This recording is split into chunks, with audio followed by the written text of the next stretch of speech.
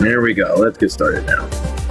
Forgive me for misspelling, misreading, and also maybe not reading as well today, because I did do a little wake and bake earlier.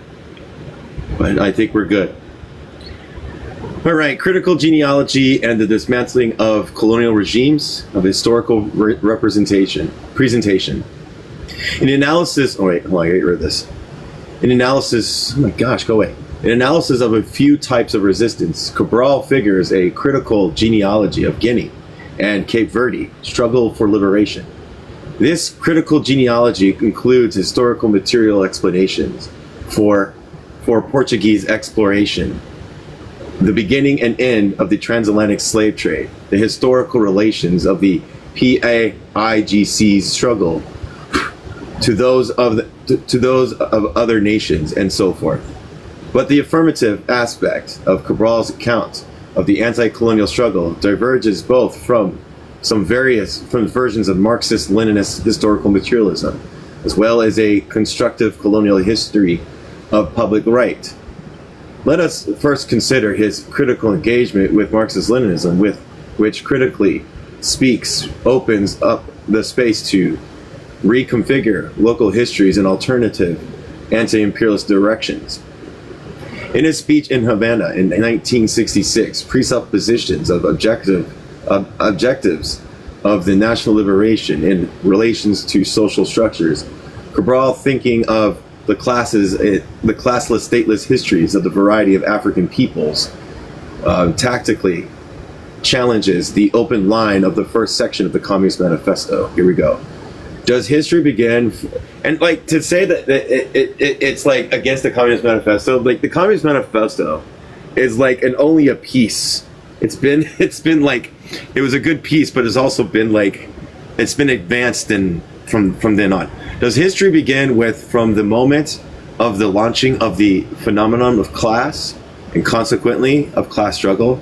To reply on the affirmative would be a place outside of history, the whole period of human life of human groups, from the discovery of hunting and later of nomadic and sedentary agriculture to cattle raising, and to the private appropriation of land. It would also be to consider, and this we refuse to accept, the various human groups in Africa, Asia, and Latin America were living without history and outside of history at the moment when they were subjected to the yoke of imperialism. Real history then does not follow the wake of class struggle, nor do peoples become historical by means of European imperialism. On the contrary, Cabral argues that imperialism causes the stagnation and paralyzes and at times regression of local histories. In other words, certain aspects of colonized space-time, such as productive forces and culture, slow down, are paralyzed and stagnate when shoved within the inertial frame of colonialist and imperialist space-time. The accelerated productive forces imposed by imperialism for the sake of mass extraction and the concomitant imposition of colonialist regimes of the historical representation results in the subjective slowing down of local productive forces, culture, and histories. Colonialism does not bring a singular world history to non-historical beings, but stifle and suppress a plurality of already existing histories. Oh, you're talking to Coco.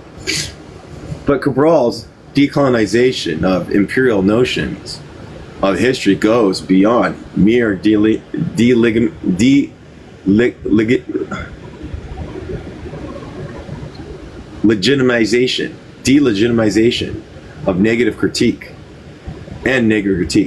For instance, analysts of a few types of resistance, he reassesses the historical and symbolic change figure of, oh my gosh, Barreto, a black 19th century governor in Guinea, To understand the significance of Cabral's counter-history, let us first consider, for instance, the symbolic functions of Barreto and the context of Portuguese imperialist historical narratives around the same time. In 1953, Brigadier Luis Montenero Nunes de Ponte presented his historical essay, It's All in Different Language, of Black People in Guinea, to the Society of Geographies in Lisbon, yeah. The Brigadier's history, which will come to no surprise to those who study similar text, simultaneously combines various discursive registers, colonial geography, anecdotes, and adventurous travels from Africa, constant praise for the bravery of former colonialist lionization and follow military commanders, and grandiloquy notions of imperial duty and right. Referring to a 1843 text of Barreto, Ponte praises him for recognizing the real progressive potential of Guinea, namely the natural resources to be taken advantage of in the Portuguese specification and the Senegambia. The authors describe Barreto as understanding the belligerent temperament of the local peoples and knowledge of that he uses in the dictated and steadfast service of the nation Portugal. For Ponte, Barreto embodies a true African and Portuguese hero who effectively draws up advantageous contracts and deals with the, quote, serious financial crisis and economic perturbation that occurred because of the unfortunate end of the slave trade, beginning a number of Portuguese businesses to establish themselves in Bissau. Ponte continues, so we are united, and the leading figure in Geronimo Barreto, who personifies the strength of men of color and in the foundation of the overseas empire, and the greatest exponent of his civilized actions, the theory of the strength of all natives, and the assistance of Portuguese colonization, and we pay him significant homage. Barreto then comes to symbolize the ideal, his elevation alongside white Portuguese colonialists, function as a narrative in service of the denial of the structural racism and chauvinism fundamental to all modern European imperial projects. In this imperialist story, Barreto really only operates as a semantic screen by means of which Ponte and others conceal the basic structural racism and the imperialist architecture within which they serve as agitator support beams. Among his many other historical considerations, Cabral reassesses the figure of João Barreto, recalling reading that he had done in what he had done and achieves in Lisbon. His reassessment in part figures the bi-nationalist critical genealogy of familial and social political histories in connection with the contemporary anti-colonial struggle. His narrative constitutes neither the mere glorification of an African hero, Barreto lamentably cooperated with the colonizers, nor the petite bourgeoisie, return to the origins, quote unquote, that would serve to account for all of the evils of colonialist practice of assimilation. Cabral calls for the qualified respect for this man of valor, given his cultural circumstances. He does not idolize Barreto and reminds his listeners that Barreto's advantages contracts eventually were to become injuriously disadvantageous for all of the local indigenous population, A point that Ponti happens to leave out. Cabral attempts to ascribe a different symbolic function of this colonialist forefather, and which geoculture ambiguities are brought to the forefront, to the four ambiguities, however, which nevertheless are not meant to undermine the PAIGC struggle for internal coherence. The figure of Barreto here mirrors the identities of Cabral's and the PAIGC leadership, who also do not fit without remainder into the imaged communities of Guyana and Cape Verde or Portugal. Parallels between Barreto and Cabral are suggestive, both for all of their enormous differences. Were born of Guinean mother and Cape Verdean father, lived in Guinea and Cape Verde, and traveled to Portugal to study, eventually returning to Africa. But the history presented an analysis of a few types of resistance can be understood as undoing Barreto's role as a historical symbol for the colonial right.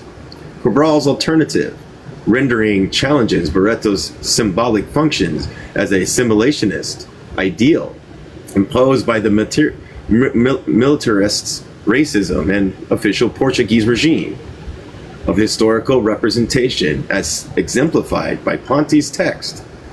Could we say that, even if somewhat subconsciously, Cabral's narrative highlights historical continuities concerning mixtures of Guianan and Cape Verdean and Portuguese histories and identities, in order to both link the Cape Verdean and Guinean elements of the PAIGC, while simultaneously assuaging nascent internal binationalist conflicts? This would be in line with Cabral's practical disposition and would also make sense to his extended discussion of history while delivering directives on armed resistance. In any event, Cabral understands that empires tend to consume at ever increasing rates, and in the Portuguese case as well as those of modern empires. This includes the consumption of domestication of African history in order to produce imperial histories that are in turn consumed by imperial citizens and subjects. Cabral's concise counter-history of Barreto's life, in other words, function as one element in his large critique of the revolutionary struggle against the imperialist assimilation of Africana history. The latter comprising a set of dispersed human temporalities and the cultural expression recording of these temporalities. While he retains a broad sense of a historical material force at work in his histories of imperialism and anti-imperialism, Cabral rejects the Eurocentric diffusionism and the proprietary claims that accompany such histories, rather of the left or right, emanate a way in which history and anti-colonial politics might successfully overlap. The pragmatic socialist critique of religion. Here we go. No, I guess no questions. Okay. Hello. Not like Fanon's critique of traditional religious authorities and the problems they multiply. Cabral time and again criticized religion and religious authorities, rather of the colonizers or the colonized. In Guinea's revolutionary decolonial context, one can contrast this position to other forms of resistance in African history that incorporated aspects of religion for political ends. Gosh. For example, I cannot say this word, but I'll try. Ndibela and Shona resisted European colonization on behalf of spirits of Mare, God, the leadership of the Magi uprising against the Germans, and the Tanganyika considered themselves to be spokesmen of spirits and acted accordingly. A variety of Ethiopianists Christian movements in Africa were also predicated on various prophecies, and in the 1964 rebellions led by Pierre Moluli of Congo, in the Congo, his ritual followers believed that charms and spells were significant to protect themselves from bullets to disastrous end. Cabral rejects such an approach of resistance for the pragmatic reason that these and similar beliefs prove contrary to the macro and micro strategies of the struggle and to good sense. Such beliefs lead to a carelessness with one's own life and those of others, while simultaneously inhibiting a sufficiently adequate knowledge of the natural world. Cabral and the PAIGC do not suppress religious beliefs, but discourage them to the extent that they hinder the resistance. On the one hand, Cabral critique of religion takes local practice as its object. The analysis of a few types of resistance he discussed, the need to overcome the dread of the wide eyes of the sorcerer in our land, and to dispel the, quote, magical interpretation of reality. Knowledgeable of the local political economy, of the otherworldly hope and fear in Guinea and Cape Verde, Cabral intervenes in these directives in order to reinforce the de facto powerlessness of amulets, curses, sorcerers, spirits, and charms such as animal horns. He does this by recalling humorous anecdotes, by explaining thunderstorms in terms of science, and by contextualizing African religious practice in the context of other religious practice around the world and throughout history. Cabral advances such explanations in order both to counteract religious leaders' claim to legitimate political authorities, which often conflict with that of the PAIGC and the well-being of the populace, and also to encourage the study of modern science for democratically self-determined and development purposes after independence. The directives collected in this volume demonstrate Cabral's mounting frustrations in regard to these matters. Animal horns do not do anything, but as much as I yell today, no one hears me. I don't believe you at all. Believe you all. That's why I am not going to go to the trouble of fighting you on this. End quote. At the end of the day, his attempts to deal with these micro struggles pedagogically and throughout persuasion rather than via hard power. On the other hand, Cabral's critique of religion as Portuguese colonial Catholicism as its object. Portuguese colonialists, as was common among the European colonial powers, attempted to convert local peoples throughout the host of evangelizing tactics and techniques, while discussing material to be taught in local schools. Do something real quick. Hey, Sego. While discussing material to be taught in local schools, Cabral recalls, at schools in my time, they taught the birth of Christ, that the Virgin Mary had a baby while remaining a virgin, and I even respected that. I even seemed to understand it at times. They taught the miracles of the Ascension of this book's espoused at that time, miracles like the miracles of roses and whatnot. If in that time they taught miracles to children, why can't we not teach our land's greatest miracle, that women and children reunited to mobilize our people to struggle, to put an ending to suffering, to misery, to wretchedness, to blows, kicks, forced labor, etc. Who isn't capable of understanding that? Any little kid is capable of understanding that. Here, Cabral criticizes Portuguese colonial Catholicism as equally inimical to overcoming magical interpretations of reality.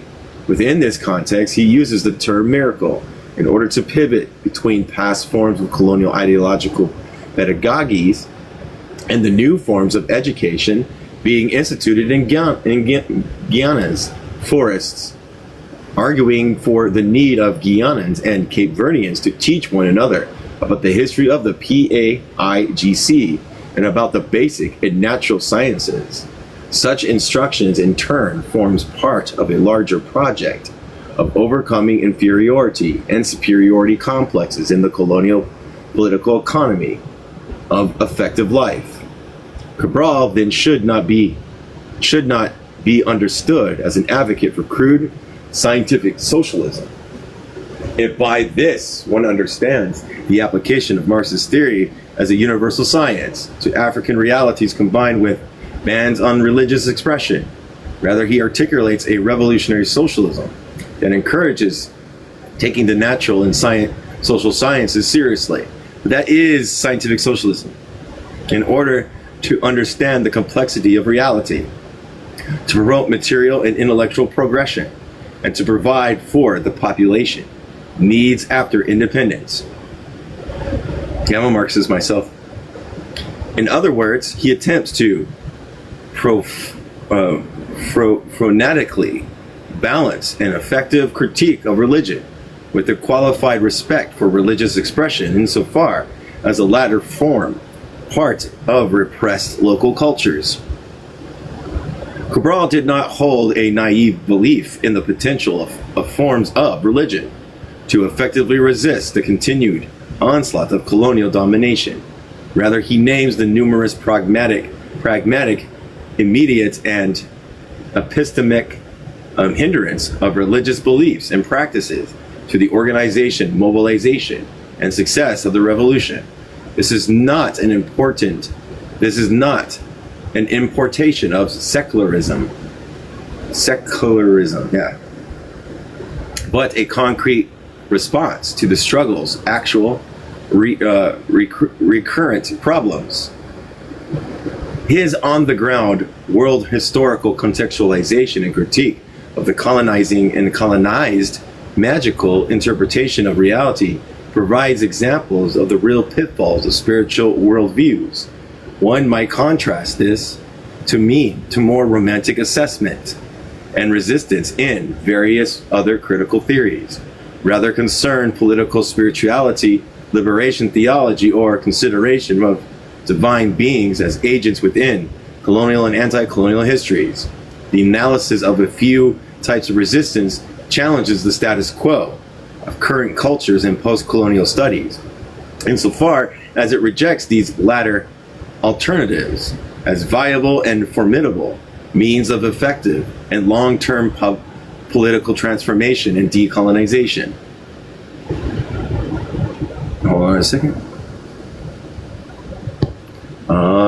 In this way, Cabral work can be read as a part of rehabilitating a pragmatic socialist critique of religion in the context of 20th century anti-colonial politics.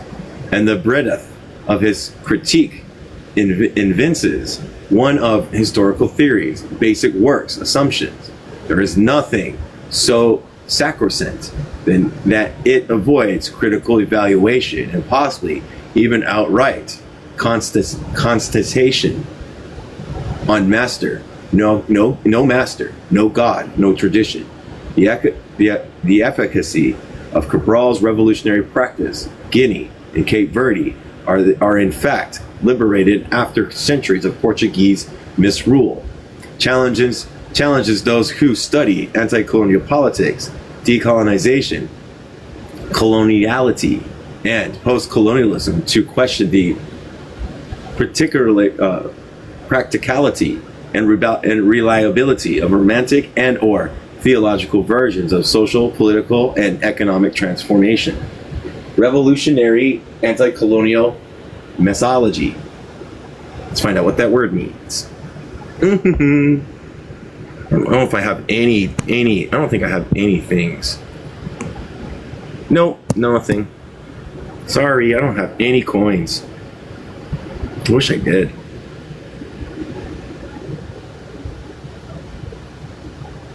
I know it's M, you weirdo. MESOLAGY.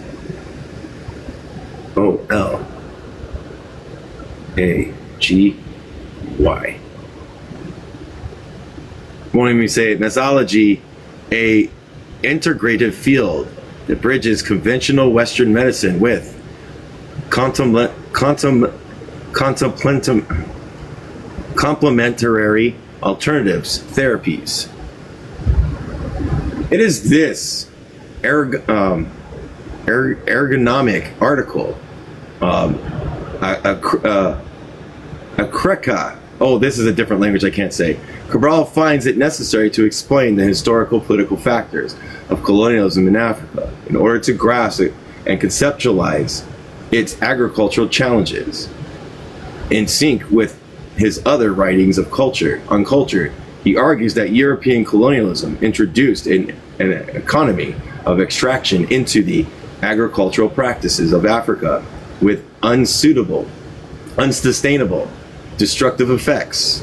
This imposition, which did not completely do away with the interrent cultivation of land, introduced novel contradictions and new needs in an unfamiliar environment where Europeans failed to attend to Africans' different mesological conditions. Mesology, MESOLAGY,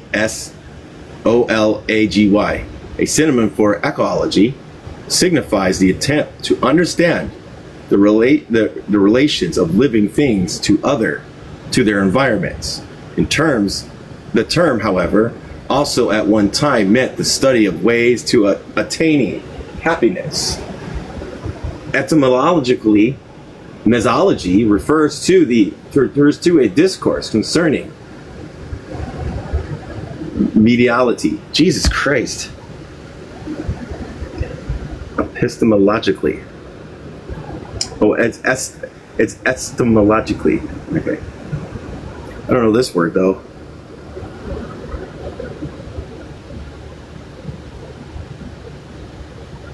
It's not gonna even let me say it. Jesus Christ.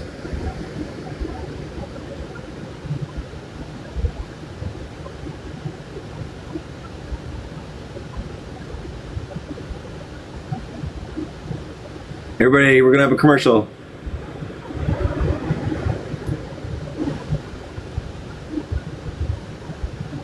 Mediality.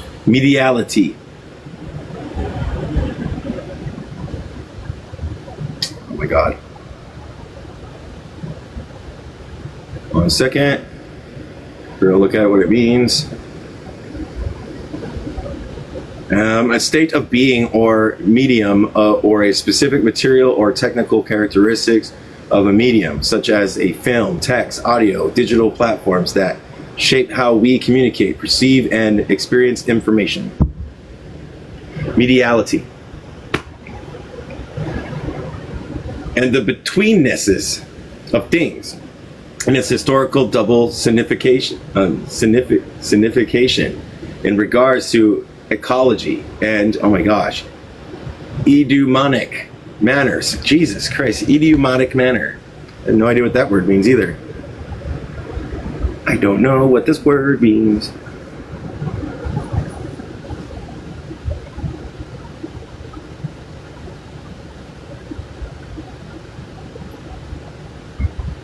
Of course it won't let me do it. Jesus, I just need it pronunciation. Goonbug! A double Goonbug start. This game is a guaranteed win. I just rolled 2 Goonbug right at the start.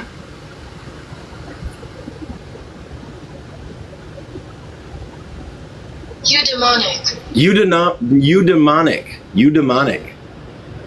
Jesus. Gosh.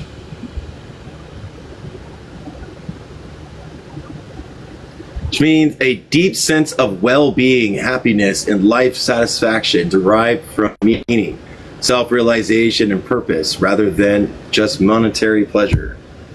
Idiomatic matters help the best characterized Cabral's political thoughts.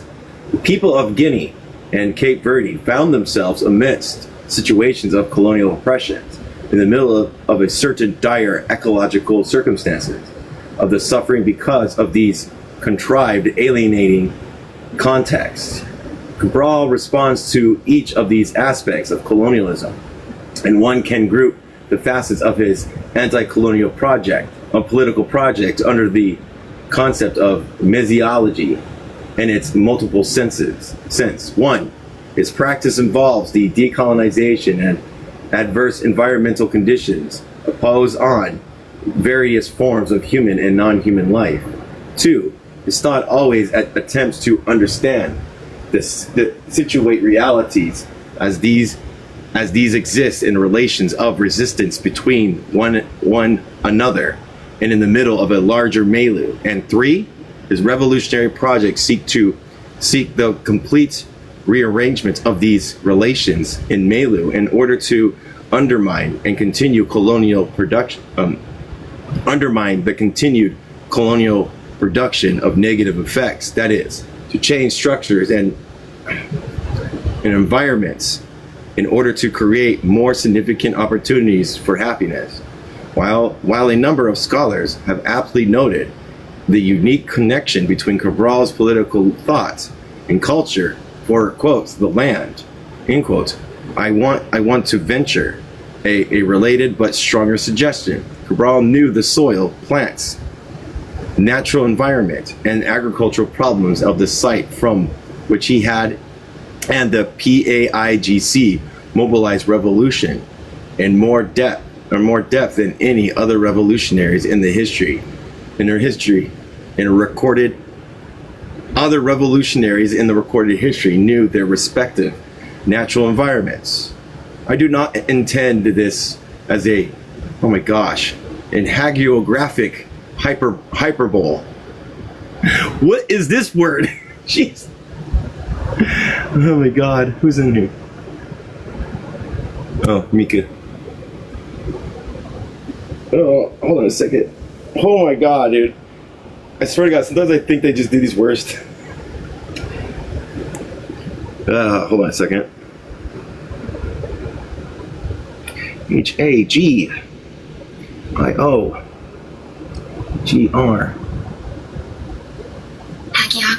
Hagiography. A biography of a saint or religious leader. Hagiography hyperbole. But as a historical hypothesis, as such, this claim remains open to scrutiny. But a number of factors led it not a little plausibility. For one, Cabral collected and published, can't say those words because they're in different language, was totaled nearly 800 pages. It comprised of statistics, ergonomics, analysis, maps, detailed diagrams, and suggestions for more effective cultivation. His transformative role at the Pesabu experimental farm, his work as a conductor of Guinean census in 1953, his employment under agronomists in Portugal, and his efforts to collectivize farming during the revolution also added to a plausibility of our hypothesis. Furthermore, Guinea's relative small size as a territory limits the relevant and necessary knowledge that Cabral and the PAIGC would need to understand the complexities of their West Chanelese environments in compromise with other sites of revolution. Although not replicated. Oh my gosh, I have like heartburn. Although not replicated with the same precision and technicality as is his professional ergonomic articles, he nevertheless sees some of Cabral's physical, etymological, ergonomic, and meteorological knowledge expressed within the context of revolutionary mobilization and an analysis of a few types of resistance. For instance, Cabral delegates the task of looking after the population's hygiene and cleaning up trash in order to preclude and inadvertently creating environments suitable for the spreading of entomogenic diseases. I gotta look up that word now. Jesus Christ.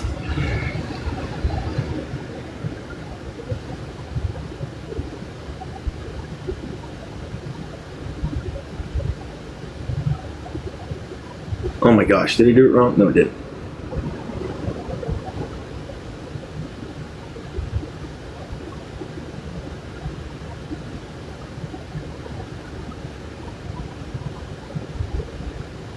And of course, originating or in or caused by insects. So hold on a second, I gotta get its pronunciation now.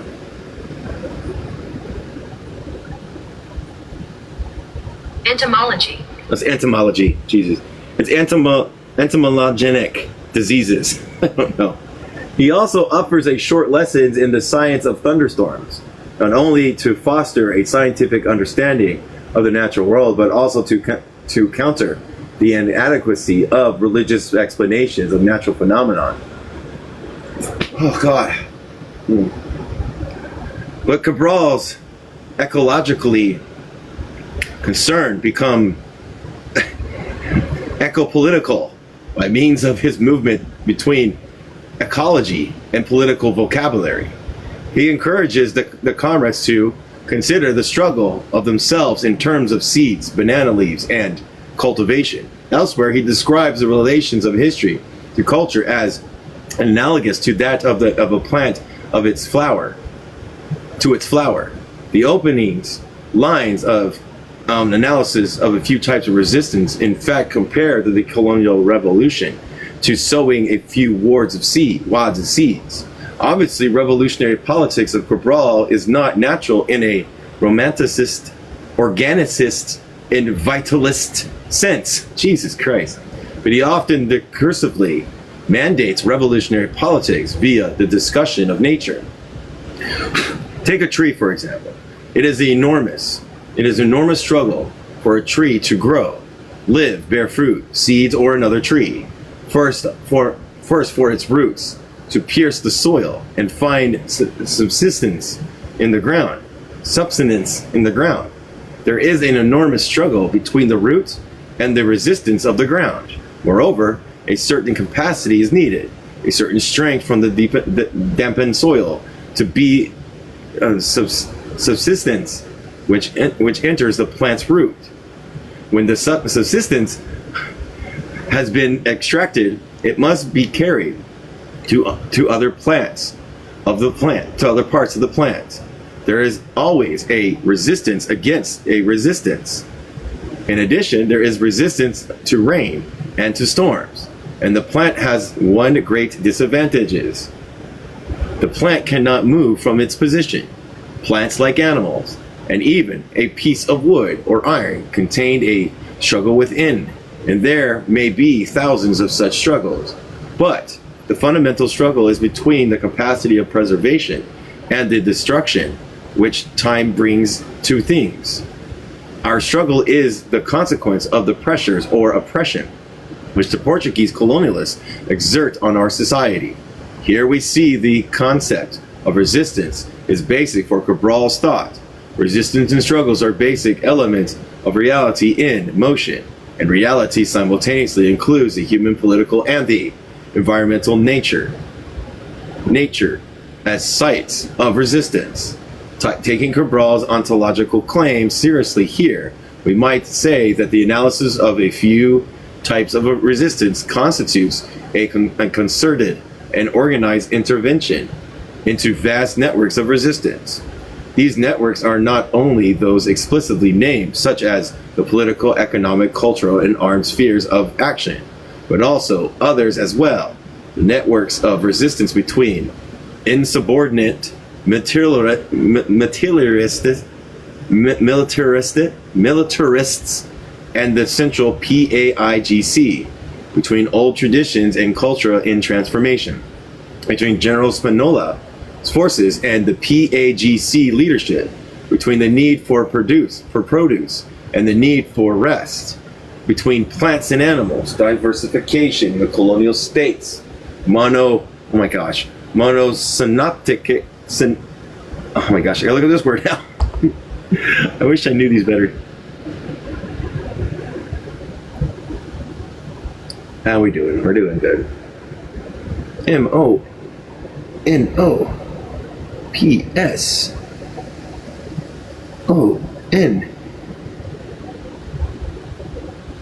MONOPSONIST. Of course, it won't let me say it out loud. One dominating buyer who dictates terms to many sellers, driving the price down. Then I gotta hear Monosystic. monosomnistic. Monosystic. Yeah. Mono. And price gouging, control over monocultures, and so forth. These and other tensions from part of thousands of natural and revolutionary political struggles, the multiple intersections of resistance that Cabral attempts to address and give form to in the speeches under consideration. To analyze a few types of resistance then amounts to bringing into language, for the sake of action, revolution, and struggle, a few aspects of natural and political realities in tension. So Cabral not only extends struggle beyond the confines of class, while recognizing the great importance of class struggle as well, to include horizontally organized groups such as the Valentas, but he also extends a concept of struggle to the realm of nature, the earth, and the environment. The land must really be liberated. What's up, TJ? Rethinking Cabralist critical theory and praxis in relation to 21st century struggles, politically speaks, Cabral's critical discourse of praxis challenged us to reflect on possibilities of anti-imperialist politics in the 21st century, the new linkage of racism, monopoly, financial capitalism, and imperialism. Rather, to name only a few, to regard the Monsanto's biopiratic forms of expropriation and Chilean states' utilization of Mapuche's land, or the United States' endless domestic and foreign militaristic policies of racialized populations and spaces rendered Cabral's analysis of similar dynamics all the more relevant for contemporary struggles. While we do not live in this time, many of the same social historical cultures, economics, and institutional structures and norms against which he was fighting have merely shifted, sedimented, and or intensified, thereby giving rise to new formations and producing effects that can be grasped through historical contextualization and comparison. While there is no sufficient space here to provide a characterization or contemporary imperialism or neocolonialism, their existence of growing body of literature and pervasively, albeit diversely, argues that these concerns have no way disappeared. In order to suggest ways in which Cabral's work pertains to contemporary issues, we can take the three brief analysis of his critiques of colonial regimes of historical representation, religion, and empirical ecopoliticals, politics, as intimation of general sites of contradictions. This allows for the following translation of his anti-imperialism and relations to contemporary imperialism. 1. Imperial powers continue to attempt to write objective histories of public right while stifling and suppressing colonized histories, both really in terms of people's representation of the past. 2. The magical interpretations of reality that motivate unilateral and transnational interventions through discourse of peace and security often stoke violent conflicts and general insecurities. And 3, imperial powers continue to produce and excite more intense desires of consumption while simultaneously irreversibly destroying the environmental preconditions by which such desires could continue to be satisfied. One can connect Cabral's work to contemporary anti-imperialist projects, among other ways, by thinking through the continuous and discontinuous connections between these 3 contradictions and one's own concrete situation. And the final portion of this introductions extrapolates some of these possible historical, representational, religious, and mesological linkages. Cabral counters genealogies and critical theory of history as one finds in his rethinking of the figure of Harana Barreto, challenge practices within history, historiographies, and the philosophy of history that are alive and well. Such historical practice includes a relentless incidental diffusionism, whereby valorized entities, processes, or desires are always understood as having originated somewhere within the trajectory codified as Western. Cabral not only brings into relief the many absurdities and contradictions that accompany such presuppositions, such as those that motivate and support Ponti's narrative, but he also provides an example of what grassroots historical material reconfiguration might look like, and his denial that imperialist possesses or serves as the only conduit of world history, allows for polarity of world histories and legitimately articulate themselves. Next, Cabral encounters counter histories, such as his counter history against claims of manumissions and abolition arose in any way from white generosity, highlights the reoccurrent political problems of white supremacist domestications of Africana history. As a longtime activist, Ajamin Baraka has pointed out such cooptations and canonization of the U.S. context occurred more obviously by means of conservative appropriation in the figure of Dr. Martin Luther King Jr. Finally, Cabral's work underscored the fact that imperialist history of the rightist domestication of Africana histories operate primarily as justificatory I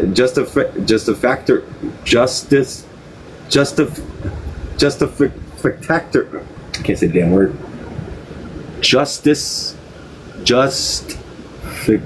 I'm gonna say it. I'm gonna look it up. Oh my gosh.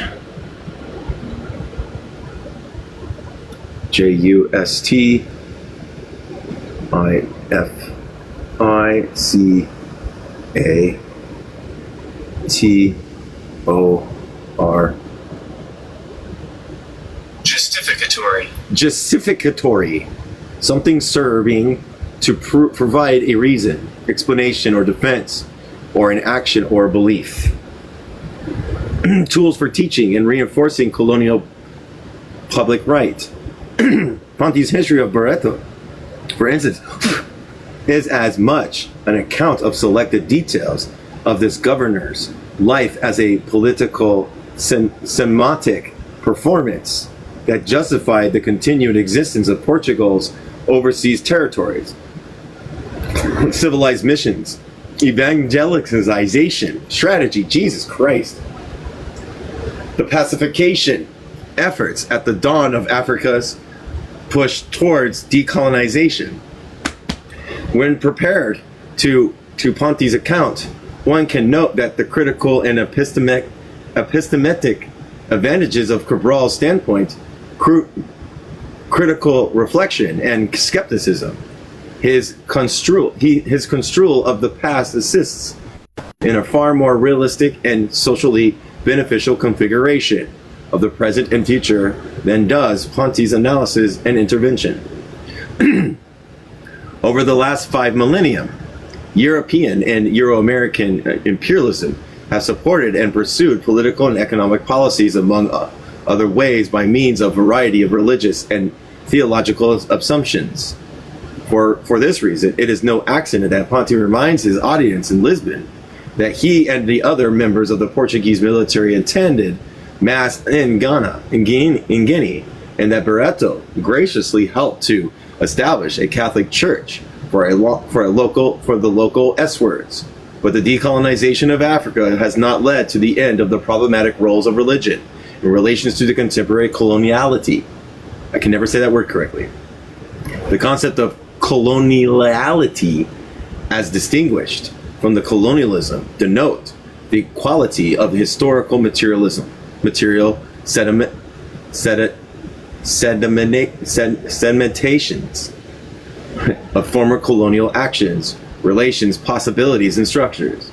In Nielsen, Maldonado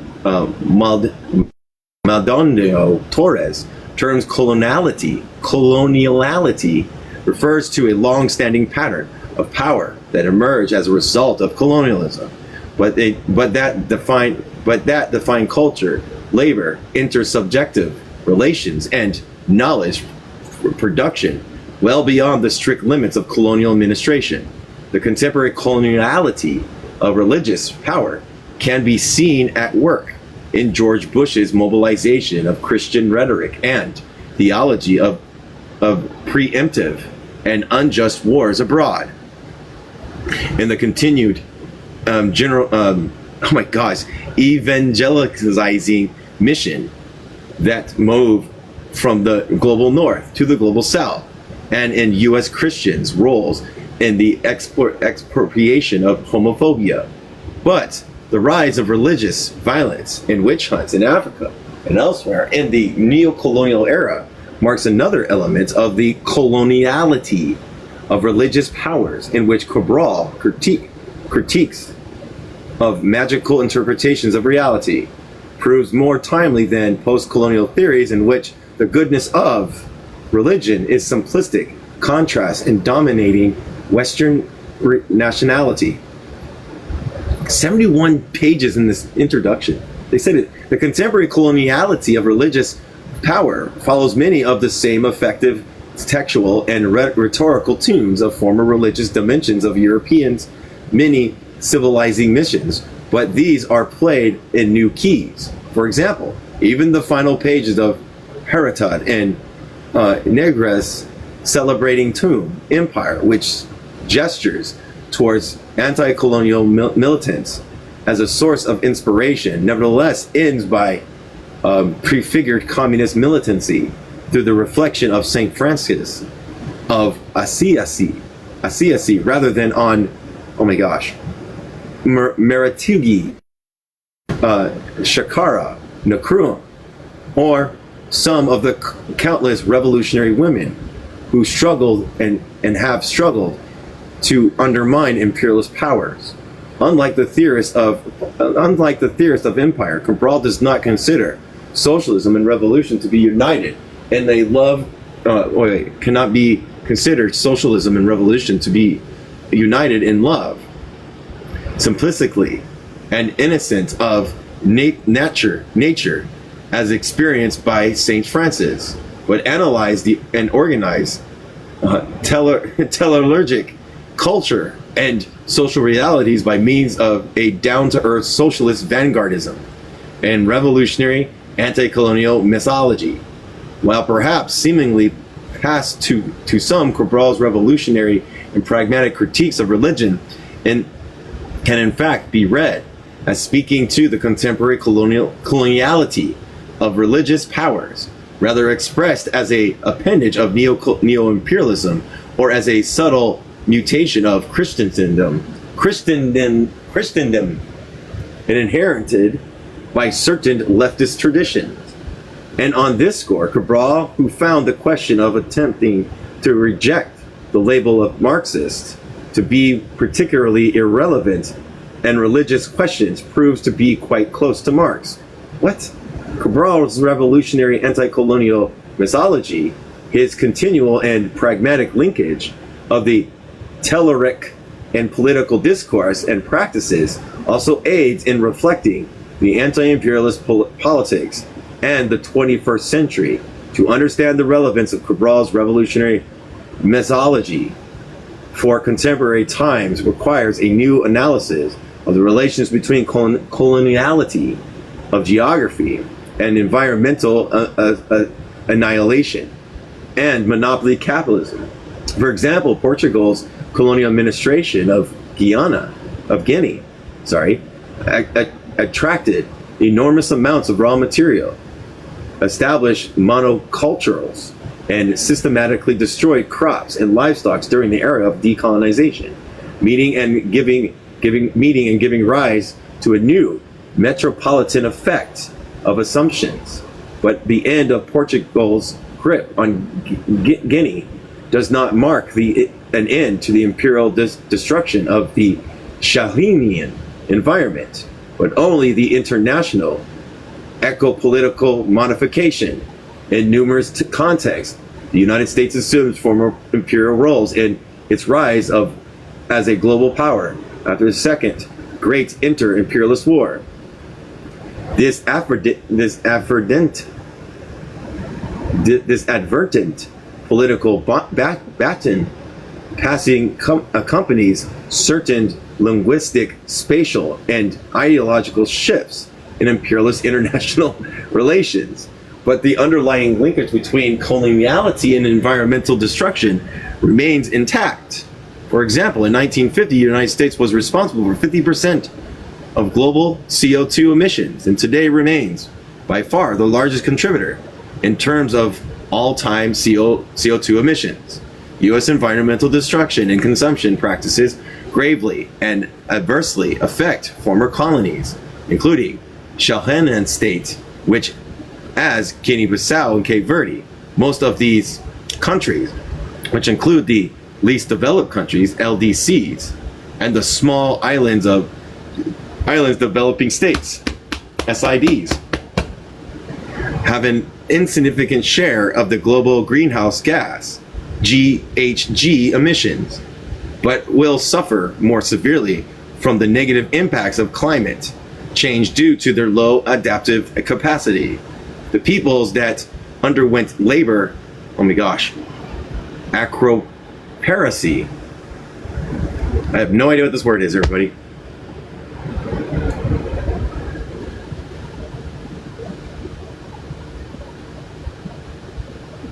ROPIRACY. Oh my gosh, it's not an H, it's a G. That's an R, not a T.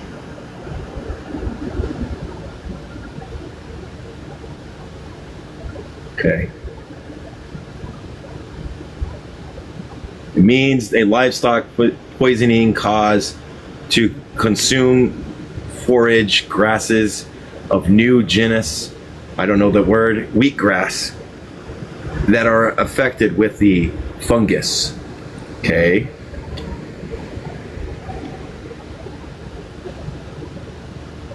Okay, it looks like I'm gonna have to go online again. These things to look up words are not consistent at all. Shot territory. Level 4, still a small village.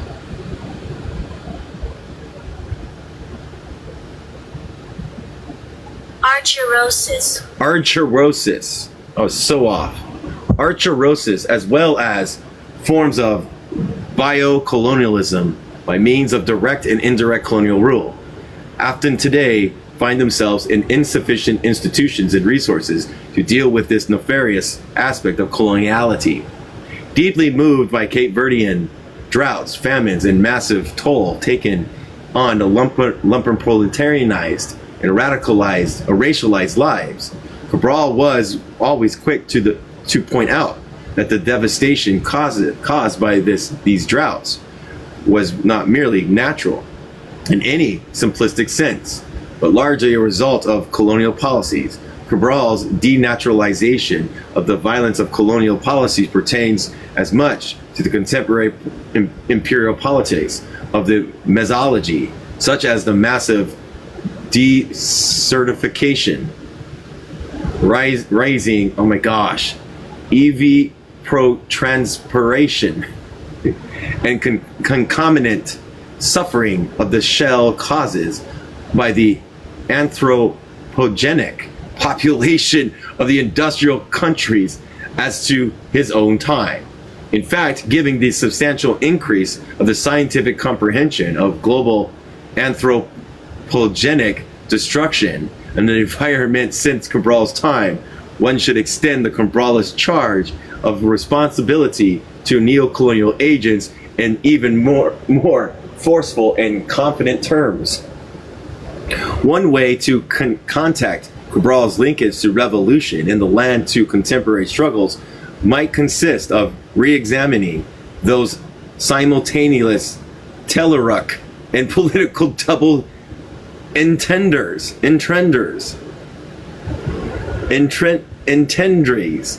my gosh, and mobilize his revolutionary discourse, such as cultura. Oh my gosh, these are other words I can't say. Whew. Oh my gosh. Sengurakana, this is all different, terra, and so forth. Those are all different languages, I'm sorry.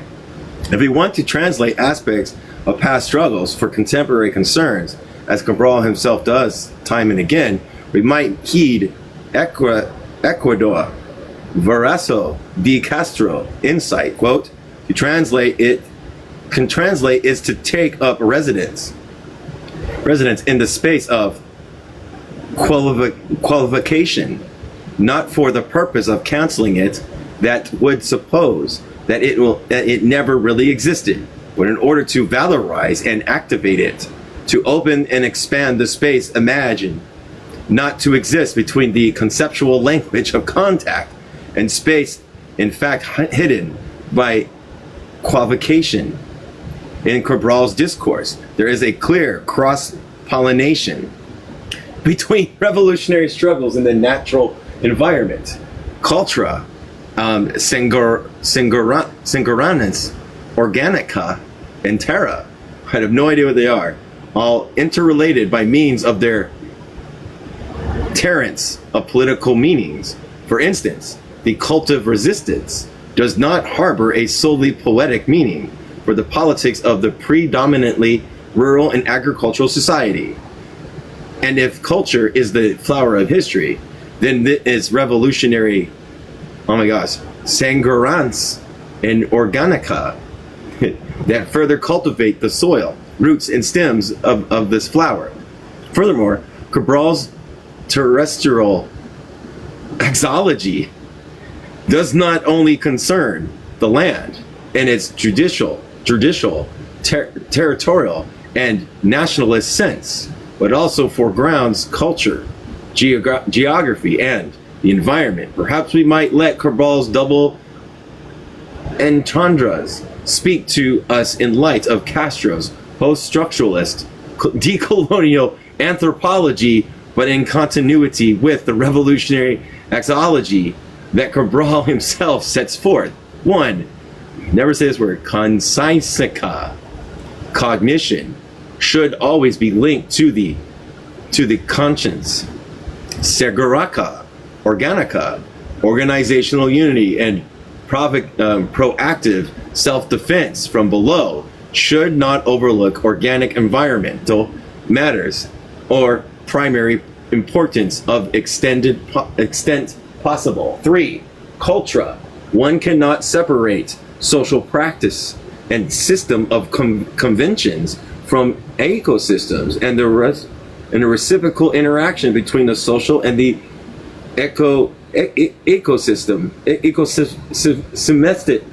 systematic yield further goods or ills to be harvest. 4. Terra, the political reclamation of land and, oh my gosh, oh my gosh, I swear to God, the guy's just picking up words. Hold on, I gotta look at this word.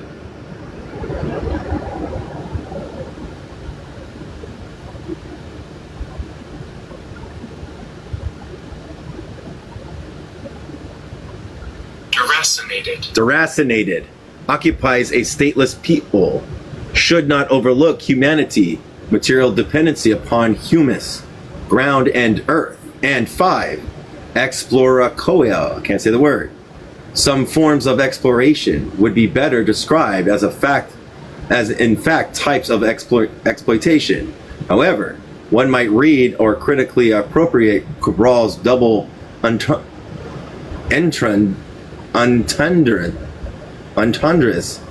to understand variously interwoven aspects of coloniality, anti-imperialism, and revolutionary equal politics. This thesis of this insignificance of attempts to return to pre-colonial and pre-technological origins suggests the adoption of pragmatic revolutionary means over reformist or idyllic ones.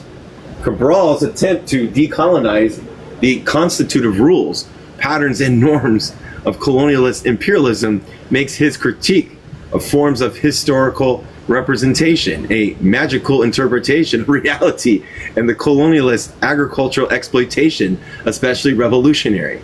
To label the PAGC protracted revolution and independence revolt, and Antonio de Spinola coup, the Portuguese Revolution, as an encyclopedia of political revolution, does its, oh my gosh, descriptively historically misleading, if not characteristically and tiresomely Eurocentric.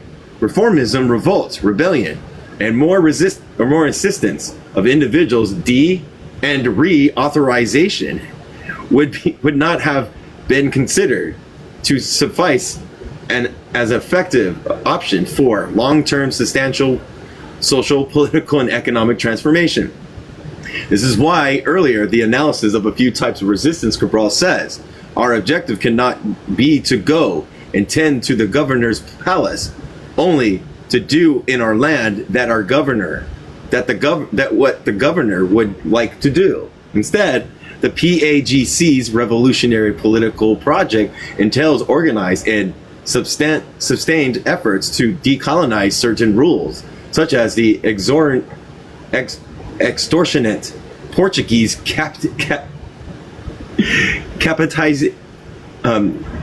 captations, taxes, and lingering colonialist governance via judicial dualism, norms such as those involving and beating of children and the role of women in society, the patterns such as effective regularities involving inferiority, superiority, frustration complexes, and literacy rates. When successful, the PAGC, under Cabral's directions, oriented at each of the different modalities of resistance towards the end of decolonized and reconfiguring these of other norms, rules, and patterns that govern political life in Guinea and Cape Verde. And this collective political action involves the creation of hitherto unseen forms of economic, pedagogical, and architectural, agricultural infrastructures, and the varied successes and failures of which should be understood against the black background of interminable and technological sophistication of colonialist brutality. But Cabral's revolutionary socialism is first and foremost pragmatic and not utopian, because the PAIGC's revolutionary denormalization, devaluation, and decolonization under his direction did not presume that independence would lead to an end of all rules, norms, and patterns. This is why Cabral wants the people to know that while there will be taxes and forms of leadership after independence, these sets of rules will be orientated to the local common good and not to colonialist and metropolitan coffers. I'm sorry, but because contemporary imperialist domination operates at various complex levels within the capitalist world system, one cannot make simplistic generalizations from Cabral's work to all other contemporary anti-imperialist struggles. Cabral does not offer a panacea for addressing coloniality. Cabral does not offer a panacea for addressing I said that.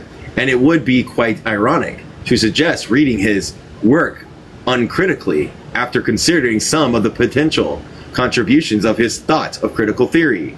Yet in analysis of a few types of resistance, he is equally aware of the need to avoid the eclipse of pragmatic socialist concerns by grandiose schemes. Quote, "We've never gone out to the outside world, deluded that we were fighting against every capitalist country. We've never done that.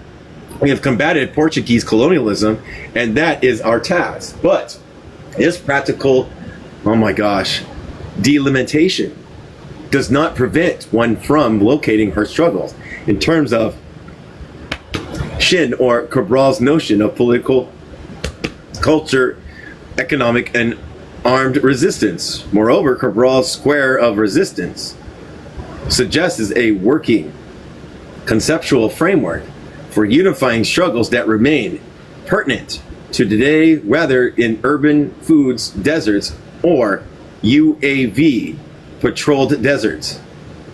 Done with that chapter. Where are we at? 20 more minutes. Hold on, let's see here.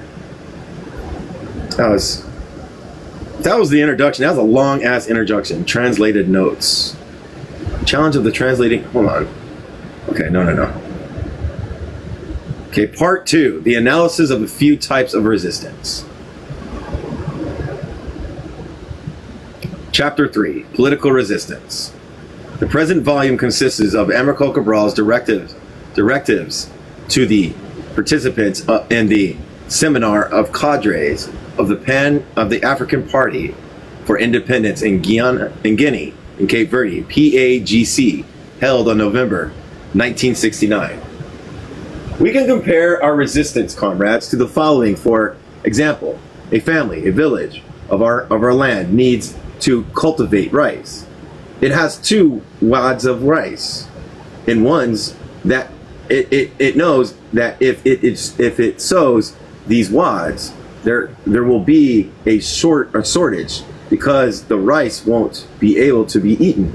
But the family scatters a wad, sows it, and if it works, it will, after 10, 20, or 30 of the same wads can be harvested according to the terrain. This is similar to resistance of the people, comrades. We all had our life. Any one of you could have been in our house with our family under colonialism, certainly, but in our house with our family. Others were made lawyers of the Portuguese, as there are other lawyers, doctors of the Portuguese. As there are other doctors, engineers, and as there are other farmers, carpenters, tailors, indigenous colonial soldiers, etc. But we decided to plant the seed in our heads, that one plant in the land to give birth to new plants. A disaster can occur, of course. It cannot rain, for example, and all the seeds dry out. We lose the seeds. We don't get anything, and we remain hungry in the bargain. We can refuse to store anything of our labor, and plagues, birds, and monkeys can spoil all of the culture. The resistance of the people demands courage so that we can transform ourselves into seeds to create new cultivated lands that will thus give happiness to these people in freedom. That is the risk of the so-called risk of resistance.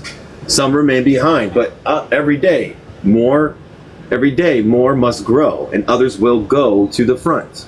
And only those who will be capable of making their work grow more every day will win the resistance. The fight of the people, the resistance of the people has various forms. As I already told you, our resistance began quite some time ago, since the day of the Portuguese had the idea of dominating us, exploiting us. Our resistance began in Guinea. Our resistance in Cape Verde began since the day that the social situation clearly demonstrated that, dependent on the Portuguese colonialists, our people in Cape Verde were exploited, humiliated, extorted like animals, dying of hunger. Resistance by each one, as one could, resistance of immigration or maniacos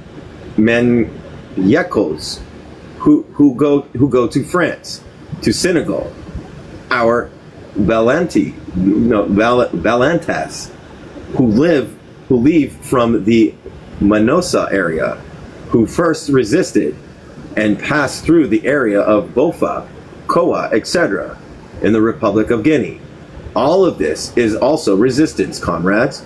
Resistance of one or another who has the courage to deal blows to indigenous colonial soldiers and is afterwards beaten to death.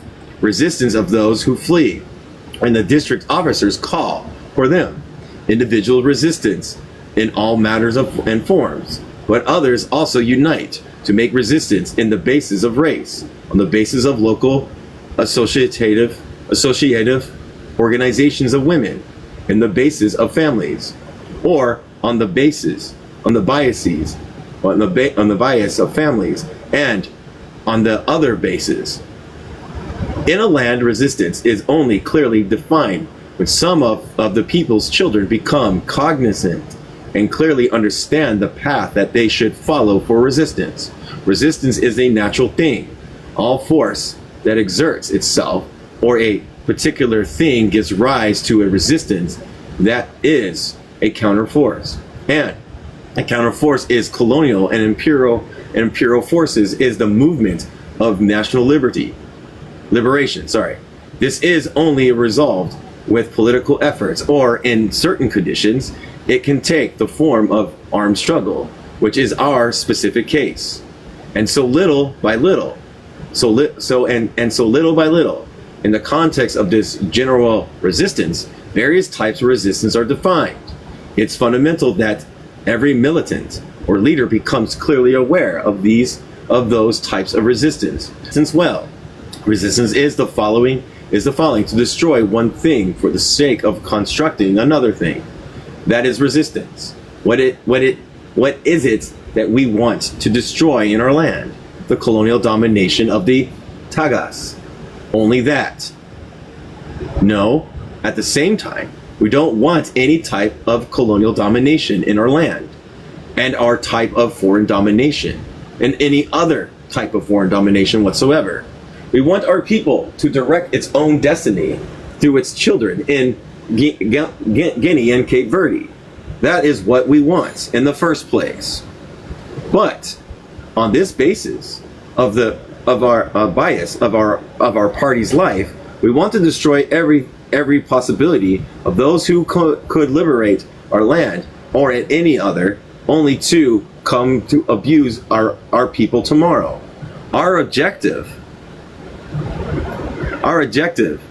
cannot be to go and tend to the governor's palace, only to do in our land what the governor would like to do, nor with the house of the district officer or administrators. Our objective is to break with the colonial state in our land to create a new state. Difference in the basis of justice, work inequality, and opportunity for all children of our land. In Guinea and Cape Verde, we want therefore to destroy everything that would be an obstacle to the progress of our people. All the relations that there are in our society in Guinea and Cape Verde, be they against the progress of our people or against the liberty of our people. At the end of the day, we want the following concrete and equal possibilities for any child of our land, man or woman, to advance as a human being, to give all of his or her capacity to develop his or her body and spirit in order to be a man or a woman at the height of his or her actual ability. We have to destroy everything that would be against this in our land, comrades. Step by step, one by one, if it is necessary, but we have to destroy in order to construct a new life. This is the principal objective of our resistance. If we, in fact, want to liberate our people, we could not accept all the abuses, all of the privileges of large and small groups in our land tomorrow. We are not going to liberate our people only for the Tagu colonialists. No, but from everything that damages our path to progress. We must destroy ignorance, lack of health, and every kind of fear, little by little, step by step. If today in our land, in our struggle, and maybe still tomorrow, for a long time, we understand that there would be people afraid of a Poland, for example, or afraid of animal horns, sooner or later, when all our people know how to properly read and write, attend school often, and to really learn what fear is, what life is, what nature is, to understand that what a Poland, P-O-L-O-N, is, what lightning bolts are, what the moon, stars, and much more are, then we will have in our land the certainty that no one will be afraid of animal horns or of the wide eyes of the sorcerer in our land, comrades. When we achieve this, we will have truly liberated the people of our land, because the greatest pressure that exists over the people is not of the colonialists, comrades. It's not a shortage of work. It isn't fear. A fear for people is an enslaved people. Fear of starvation, fear of not having work, fear of disease, fear of a beating, fear of being deported to Samotone, fear of being unjustly imprisoned, yet still more fear of charlatans, fear of those who cast lots, fear of speaking with Moors, fear of spirit, fear of the darkest forest, fear of lightning bolts, fear of lightning. For the people to have such fear is unfortunate, comrades. Where we are a people with so much fear, yet a people capable of taking up arms and fighting against the colonialists, giving them a hard time in their land, looking at the contradictions that exist, comrades, that clearly show us that we're capable of everything, and that's exactly the objective of our party, to develop all of our capacity. For resistance is searching for this, to eliminate all that impedes us from having thus capacity. This, although today we still accept it a little, in our land tomorrow we don't want children to be afraid of their parents. No, they should have respect, not fear. In our lands, we don't want our children to be bound up in order to hit them. This is weakening our people. It's cutting short our people's path, comrades. We don't want anyone in our land to be bound in order to be hit anymore. Those who are criminals, who don't care, will be judged and, if necessary, shot, but not treated like dogs. We don't want human beings to be treated like dogs in our land anymore. And our work is to destroy, in our resistance, whatever makes dogs of our people, men or women, so as to allow us to advance, to grow, to rise up like the flowers of our land. Whatever can take our people, valued human beings. This is our work, comrades. If you won't understand this, you can't understand anything. That's why we sacrifice. That's why we fight. We should be cognizant of what we want to destroy and to construct in our land. That's the first circumstances for the resistance to advance seriously. This is why it's fundamental that we be fully aware of certain problems. For example, who are we? Who is our enemy? There is a lot to explain to ourselves, but we should know from where we're living, from what point we set out for this struggle, for this resistance. I already explained this to you here a few days ago, which concerned which concerned what we were before the resistance, before the organized struggle. Jesus.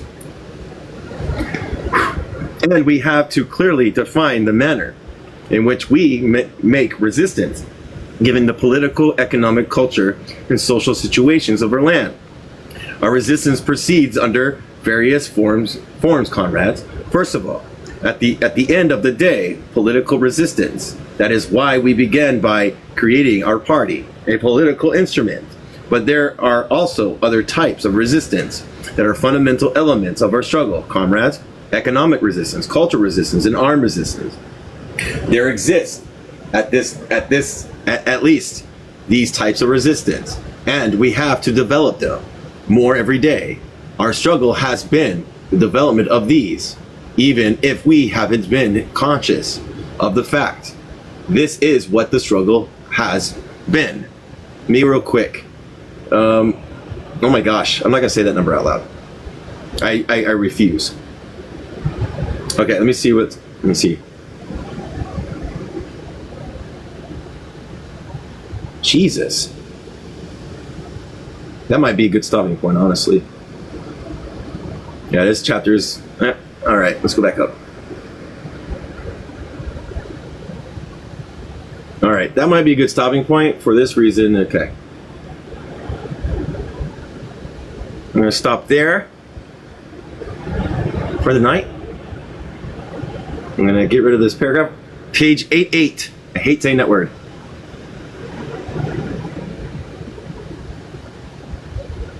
And we'll pick up later.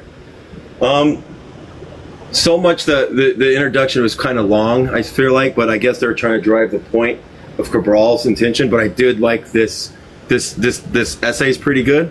Love you too. This essay is pretty... A8, not 8-7. Oh wait, you don't want to say it. I get it.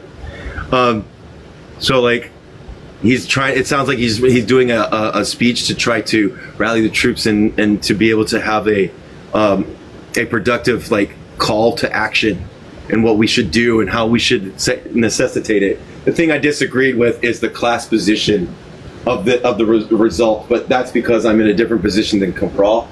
You know, my national liberation stems from what Fanon talks about national liberation, and I think Marx does agree with critically supporting national liberation as long as progressive and moving towards the emancipation of the proletarian class and the state. You know, so because we've seen national liberation drive into like ethno-states and still capitalist relations and stuff like that. So we've seen that happen in the history. So that's the caution does. That's why a lot of Marxists and stuff, we're internationalists. One reason is because national liberation, it could be right-winged. It could be capitalistic, you know what I mean? That's why we're internationalists. That's why when a national liberation movement needs to be handled, it has to transform into an international thing. You know what I mean? So like also we are an internationalist because we also are completely opposite of the Yahtzees who claim national socialism. You know what I mean? So that's why I think that's another polemic that you have to consider, why Marxists don't take on the national liberation position. We take on the international position. So, but yeah, I don't think anybody else has anything to say. I don't think Joe can talk. I'm sorry we didn't get you any coins. Horrible. I wish we could have got you coins. But anyways, I'm gonna go ahead. Plus the U.S. is attacking internationally, and we are for all the people put down by the U.S. Yeah. We're for the proletariats, the international proletariat and the international subjugated people. Yeah, no problem. All right, everybody. Let me find the button.